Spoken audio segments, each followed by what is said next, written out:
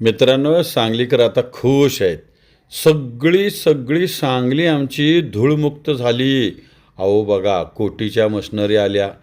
सगळीकडं आता धूळ सगळी काय राहिलीच नाही. जबरदस्त नियोजन.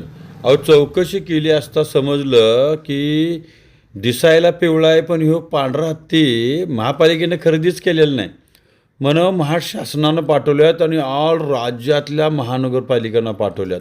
म्हणजे हे पांढरे हत्ती जनतेचा पैसा मातीत घालायला शासनाने खरेदी केले आणि या मशनरी पाठवून दिल्या महानगरपालिकेला. आणि आता महानगरपालिका दररोज त्याच्यावर खर्च करून आता महानगरपालिकेच्या कररूपी भरलेल्या पैशातून ही रक्कम आता मातीत घालायचं काम चालू झालेलं आहे. वा रे वा, शासनानं घातलेला मातीत पैसा. काय चाललंय हे थांबणार कधी? धन्यवाद महाराष्ट्र शासन.